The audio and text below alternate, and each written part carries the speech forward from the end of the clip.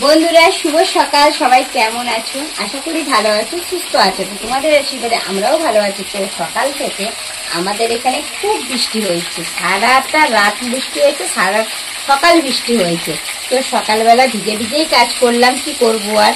তো মাথার মধ্যে একটা কাগজ পেঁচিয়ে তারপরে তোমার একটা উন্না পেঁচিয়ে কাজ করলাম। তো বাসি কাজ আমার করে ঠরে তারপরে মেয়েকে খাইয়ে দাইয়ে স্কুল পাঠিয়ে দিয়েছি। তো এখন দেখো আমি ধীরে সুস্থে রান্না করছি, মেয়েরা নেই আর এখন বাড়িতে।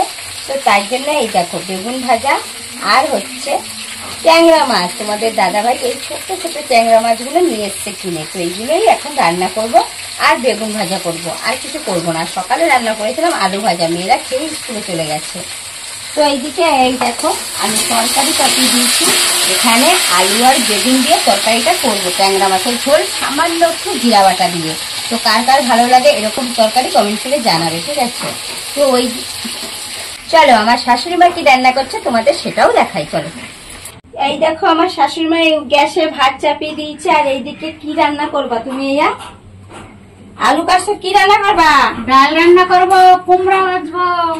ওই দেখো ডাল রান্না করবে আর কুমড়া ভাজবে। তো এই কটা কুমড়া তো আমার শাশুড়ি মা একা খায় না, কিন্তু আমার শাশুড়ি মা আমার দেওরকে রান্না করে দিচ্ছে, কিন্তু আমার শাশুড়ি মা আমার কাছে খায়, ঠিক আছে? তো উনি একা ওনাকে আমার দেওরকে রান্না করে দিচ্ছে।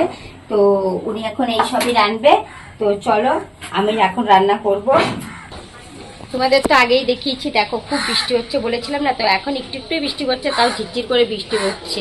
তো জোরে বৃষ্টি পড়লে উঠোন কাদা হয় না, আর আস্তে আস্তে বৃষ্টি পড়লে উঠোন কিন্তু কাদা হয়, সেটা কিন্তু তোমরাও জানো। তো এই দেখো আমি মেলে দিয়েছিলাম, সকালবেলা জামা কাপড় কেচেছিলাম, এই কটা মেলে দিয়েছিলাম, বেশি কিছু কাচিনি। তো এই কটাই কেচেছি। তো তো সকালে আমার বিছানা এখনো তোলা হয় নাই, দেখছো? এই দেখো বিছানাদারি সব উলট পালট হয়ে রয়েছে। তো মেয়েদের স্কুলে পাঠাতে পাঠাতে আমার দেরি হয়ে গেছে, ওই জন্য আমি বিছানাটা তুলতে পারিনি।